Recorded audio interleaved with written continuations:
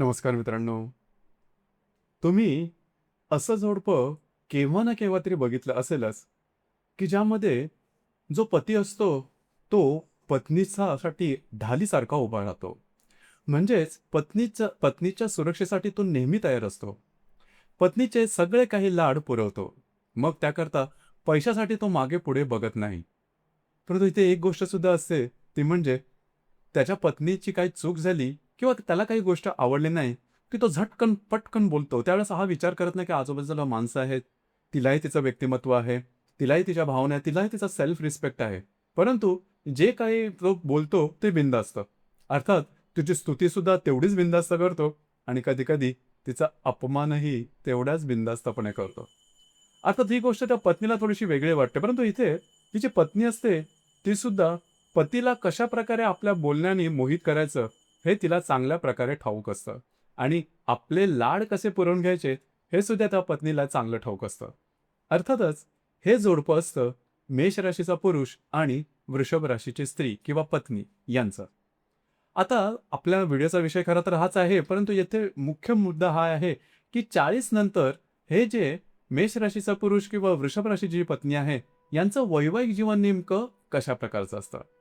अर्थात वैवाहिक जीवन हे साधारणतः तुमच्या स्वभावावरती, तुमच्या व्यक्तिमत्त्वावरती आणि जीवनाकडे तुमच्या बघण्याच्या दृष्टिकोनावरच अवलंबून असतं. आणि याकरताच आपल्याला मेष राशीचा पुरुष आणि वृषभ राशीची स्त्री किंवा पत्नी यांचं संपूर्ण व्यक्तिमत्व थोडं जाणून घेणं गरजेचं राहील.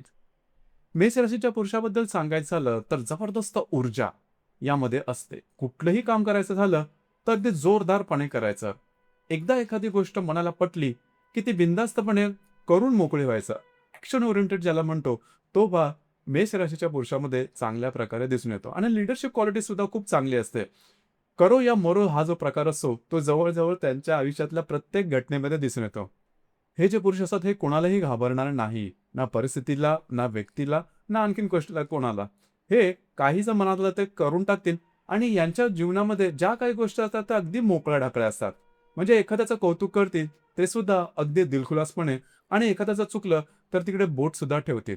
आणि यावेळेस ते हे नाही विचार करणार, की हा व्यक्ती आपल्या घरातला आहे, घराबाहेरचा आहे. बाकी कुठलेही फिल्टर ते लावणार नाहीत. जे काय असेल ते समोरासमोर नीट व्यवस्थित. आणि म्हणूनच या ज्या व्यक्ती असतात त्या खरं तर ट्रस्टवर्दी असतात. आता इथे 2-3 गोष्टी आहेत, की हा जो त्यांचा स्वभाव आहे, हा वैयक्तिक नातेसंबंधात थोडासा काटेरी ठरू शकतो किंवा बोचरा ठरू शकतो. खास करून स्त्रीच्या बद्दल ज्यावेळेस आपण इंटरॅक्ट करतो, त्यावेळेस हा स्वभाव थोडासा वेगळा असावा, परंतु मेष राशीच्या बाबतीमध्ये ती तशी गोष्ट दिसून येत नाही. मूलतः या राशीमध्ये एकंदरीत 3 नक्षत्र आहेत, अश्विनी, भरणी, कृत्तिका. तुम्ही बघितलं असेल, की एकाच राशीचे व्यक्ती असतात त्यांचा थोडासा स्वभाव वेगळा असतो.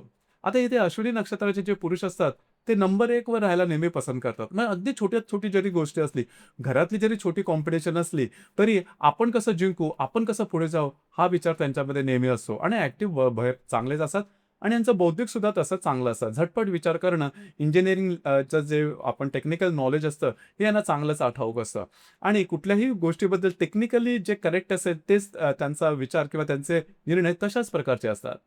भरणी नक्षत्राचे पुरुष हे थोडे वेगळे असतात. म्हणजे कधी-कधी भरणी नक्षत्राच्या पुरुषाचा स्वभाव नेमका काय आहे समजणं थोडंसं कठीण होऊन बसतं. कारण भरणी नक्षत्राचे जे पुरुष असतात, हे एकदा कामाला लागले तर 24-24 तास किंवा 2-2, 3-3 दिवस काम करतील. मग आराम, झोप हे काही बघणार नाही. परंतु एकदा का त्यांना आराम करावासा वाटला, की पडे रहो ज्याला म्हणतो, तो प्रकार भरणी नक्षत्राच्या पुरुषांमध्ये दिसून येतो.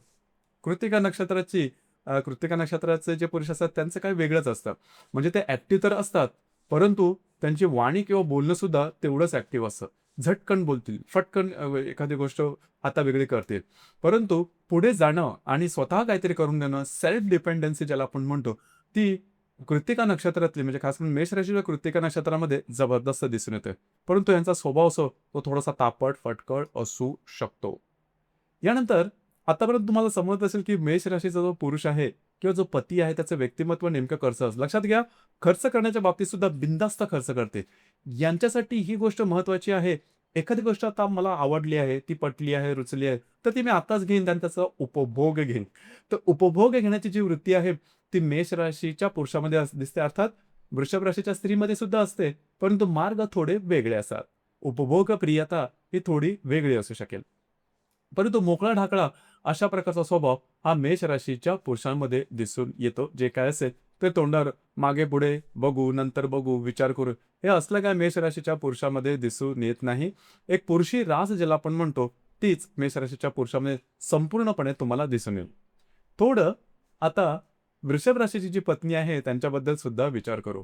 वृषभ राशीची जी पत्नी असते, तिचं रखरखाव अतिशय व्यवस्थित असतं. म्हणजे ज्याला आपण मोठ्या घराण्यातली जी स्त्री वगैरे म्हणतो, तशा प्रकारचा. नीटनेटकेपणा, कपडे म्हणा किंवा त्यांचे कलर चॉईस म्हणा, त्यांचं एकंदरीत जी फॅशन स्टेटमेंट असते, ती सुद्धा चांगली असते. आणि सगळ्यात महत्त्वाचं म्हणजे नातं जोडण्याकरता जी सगळ्यात महत्त्वाची गोष्ट लागते, ते म्हणजे तुमचं बोलणं, तुमचं कम्युनिकेशन स्किल. तर वागणं आणि बोलणं या दोन्ही गोष्टी वृषभ राशीच्या स्त्रीमध्ये अतिशय उत्तम प्रकारे असतात. म्हणजे प्रसंग किती जरी किचकट असेल, घरामध्ये वादविवाद जरी झालेले असतील, तर अगदी सहजपणे हाताळणं आणि सगळ्यात महत्त्वाचं म्हणजे नेमका विचार करणं, न्यूट्रल राहून गोष्टी करणं. एखादी गोष्ट मनाविरुद्ध जरी घडली किंवा त्यांच्या मनाला लागेल असं जरी घडली, तरी ती गोष्ट, तो प्रसंग अगदी सहजपणे ते मांडतात आणि त्याच्यावरचं जे सोल्युशन आहे ते सुद्धा शोधतात. त्याच्यामुळे त्यांचं वागणं, बोलणं हे तसं सौम्य असतं. नृत्य, नाट्य, कला, चित्रपट, संगीत यांची आवड सुद्धा असते. खानपानाची सुद्धा आवड असते. हॉटेलमध्ये जायला आवडतं, शॉपिंग करायला आवडतं. अर्थात या गोष्टी स्त्री सुलभ आहेत, परंतु वृषभ राशीच्या स्त्रीला हे खास करून आवडतं. आणि कुठल्याही बाबतीमध्ये स्थिर विचारसरणी असते. म्हणजे एखादा जर का स्टान्स किंवा एखादा जर का स्टँड त्यांनी घेतला, तर त्याच्याशी ते तडजोड करणारी कुठलीही गोष्ट समोर आली, कुठलाही प्रॉब्लेम समोर आला, तर त्याचा नीट साधक-बाधक विचार करणं, हा त्यांच्यामध्ये असतो. त्याच्यामुळे मॅच्युरिटी ही वयापेक्षा थोडीशी जास्त जाणवू शकेल. आता जसं मगाशी सांगितलं, की थोडंसं फिरायला आवडतं, शॉपिंग करायला आवडतं, हॉटेलिंग करायला आवडतं. असं जरी असलं, तरी वृषभ राशीची जी पत्नी आहे ती खर्चिक मात्र नसते. म्हणजे त्यांना व्यवहारीपणा हा त्यांच्या रक्तामध्ये असतो. कुठे काय कसं मिळवायचं, कुठे काय स्वस्त असेल आणि त्याचा आनंद कसा घ्यायचा, या गोष्टी वृषभ राशीच्या पत्नीला खूपच चांगल्या प्रकारे येतात आणि त्याच्यामुळेच त्यांचं एकंदरीत व्यक्तिमत्व हे बॅलन्स असतं, असं म्हणायला काहीच हरकत नाही. आता वृषभ राशीमध्ये 3 नक्षत्र येतात. कृत्तिका, रोहिणी आणि मृगशीर्ष. कृत्तिका नक्षत्रातली जी मुलगी असेल किंवा जी स्त्री असेल, ती थोडीशी तिखट वाटेल. म्हणजे त्यांचं वागणं, बोलणं, कधी-कधी त्यांचं जे बोलणं आहे हे सुद्धा, म्हणजे नेमकं बोलणं, सटकन बोलणं, म्हणजे ती गोष्ट समोरच्याच्या अगदी हृदयापर्यंत पोहोचेल, परंतु चांगल्या शब्दामध्ये. तर हा जो भाग आहे हा कृत्तिका नक्षत्रामध्ये दिसून येतो आणि सेल्फ डिपेंडंट मात्र असतात, स्वतःच्या हिमतीवर ते पुढे जाणारे असतात. रोहिणी नक्षत्राचं जे स्त्री असते, तिचं वागणं बोलणं अतिशय म्हणजे व्यवस्थित असतं आणि लाडामध्ये वाढलेले असतात. लहानपणापासून त्यांना प्रेम मिळालेलं असतं, लाड प्यार ज्याला आपण म्हणतो, ते म्हणतात अगदी लहानपणापासून ते विवाहानंतर सुद्धा हा भाग रोहिणी नक्षत्रामध्ये दिसून येतो, रोहिणी नक्षत्राच्या स्त्रीमध्ये. आणि अगदी म्हणजे सहजपणे आयुष्य जातं, म्हणजे म्हणतात ना आपण ग्लाईड करत आयुष्य जाणं, कुठलाही म्हणजे त्रास किंवा तगमग किंवा असा काही प्रकार सहसा रोहिणी नक्षत्रामध्ये दिसून येत नाही. त्यांचं व्यक्तिमत्व सुद्धा तेवढंच लोभसवाणं असतं. मृगशीर्ष नक्षत्राची जी स्त्री असते ही थोडीशी हुशार असते. थोडीशी म्हणजे चांगलीच हुशार असते. त्यांना लेखन वाचनाची आवड असते, खास करून वाचनाची आवड असते. त्यामुळे जगाचं ज्ञान हे त्यांना चांगलं असतं. कुठलीही गोष्ट नीट विचारपूर्वक ऐकायची, तर जो ऐकण्याचा जो कान असतो, तो मृगशीर्ष नक्षत्राच्या स्त्रीमध्ये खूप चांगला असतो. म्हणजे एखादी गोष्ट वेगळी काय असेल किंवा तर ती त्यांच्या नीट लक्षात सुद्धा राहते आणि कधी आपण काय ऐकलेलं आहे आणि प्रचंड प्रमाणात ते ॲक्टिव्ह असतात. म्हणजे एखाद्या गोष्टीची कृती काय करायची याच्याबद्दल त्यांचे विचार असतात, ते खूप सखोल असतात आणि कुठल्याही गोष्टीबद्दल खूप म्हणजे अलर्टनेस ज्याला आपण म्हणतो, तो वृषभ राशीच्या मृगशीर्ष नक्षत्राच्या स्त्रीमध्ये खूपच चांगल्या प्रकारचा दिसतो. तुम्ही त्यांना सहसा फसवू शकत नाही. कारण एखादी गोष्ट करण्याच्या आधी त्याचा अगदी सांगोपांग विचार करणं आणि जो अलर्टनेसची भावना असते, ती नॉर्मली ज्या व्यक्ती असतात, ते एखाद्या प्रसंगाबद्दल 3-4 शक्यतांचा विचार करतात.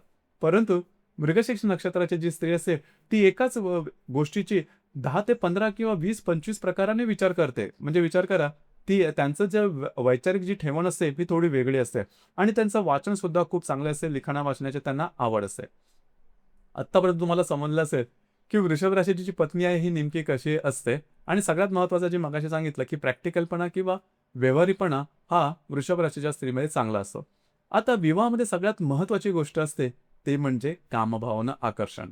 आपण कामभावनाला कितीही वाईट लेबल लावलीत किंवा पाप असतं, वाईट असतं वगैरे, वगैरे तरीसुद्धा जो विवाह असतो, तो मूलतः कामभावनेनेच प्रेरित असतो.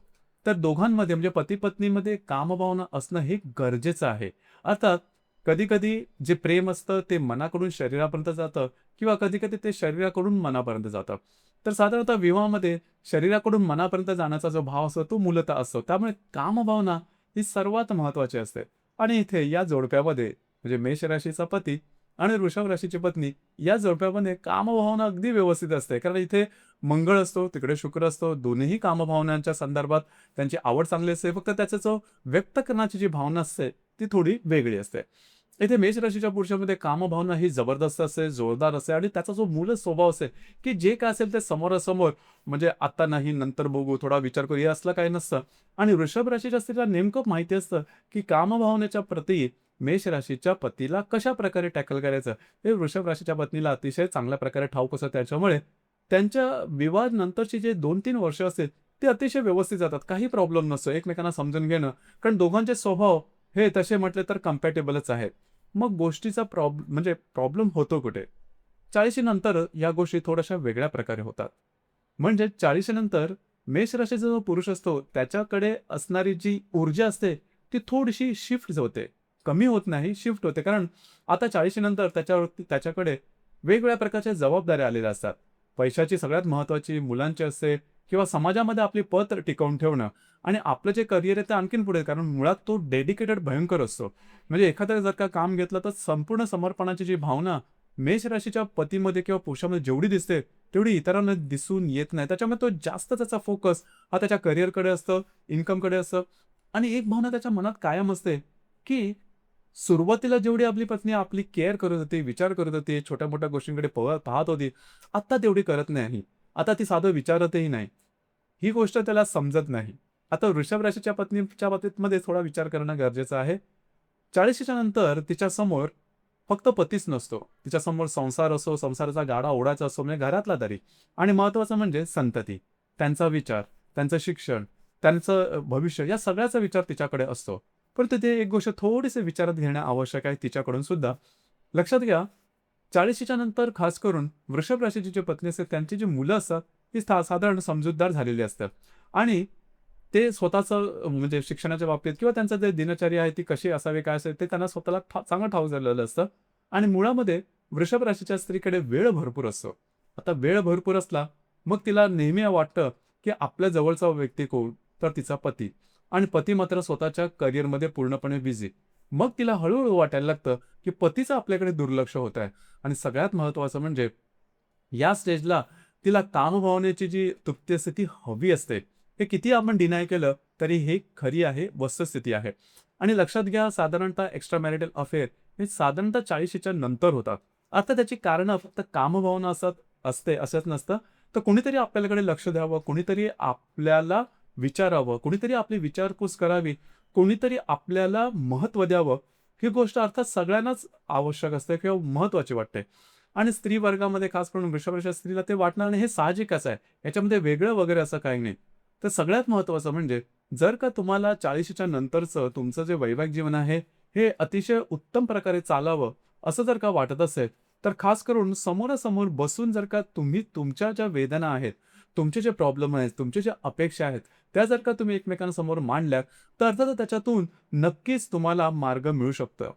आणि ही गोष्ट अतिशय महत्त्वाची आहे. प्रत्येक वेळेला आपण हा विचार करतो, की समोरच्याने मला समजायला हवं आणि तो समोरचा सुद्धा हाच विचार करतो आणि या कशमकशमध्येच होतं काय, की नेमका गोष्टींचा उलगडा होत नाही आणि गोष्टी हळू अगदी छोट्या स्तरावरती सुरू होऊन कॉम्प्लिकेशन्स एवढ्या वाढतात, की नंतर एकमेकांची तोंडही बघावीशी वाटत नाही.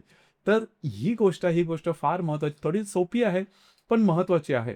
तर या संदर्भात जर का वृषभ राशीची स्त्री लक्षात घ्या ॲडजस्ट करायला तयार असते आणि तिच्यासाठी या गोष्टी तशा म्हटल्या तर सोप्या आहेत आणि मेष राशीचा पुरुष किती जरी म्हटलं, तो थोडाफार इगो असतोच. एक तर ती मंगळाची रास आहे, तो पुरुष आहे. त्याच्यामुळे इगो वगैरे हा भाग थोडा असतो. म्हणून थोडंसं वृषभ राशीच्या पत्नीने या संदर्भात विचार केला, तर गोष्टी तुमच्यासाठी बऱ्याचशा ॲडजस्ट होतील आणि 40शीच्या तुमचं नंतरचं जे वैवाहिक जीवन आहे, ते सुद्धा विवाह झाल्यानंतर जेवढं खुश असं होतं, जेवढं आनंदित होतं, जेवढं स्थिर होतं, तेवढं 40शीच्या नंतर सुद्धा होतं. ही गोष्ट सुद्धा तेवढीच खरी आहे. आतापर्यंत आपण जो विचार केला, हा तुमच्या चंद्र राशीवरून केला आणि चंद्र राशीवरून एवढा विचार करता येतो. या चंद्राप्रमाणेच प्रत्येक कुंडलीत बाकी 11 ग्रह सुद्धा असतात आणि ते सुद्धा तुमच्या व्यक्तिमत्त्वाची, तुमच्या संपूर्ण एकंदरीत संसाराची, धाटणीची, जे तुमच्या संपूर्ण आयुष्याचे वेगवेगळ्या प्रकारे हे जे 11 ग्रह ते इफेक्ट करत असतात, परिणाम करत असतात.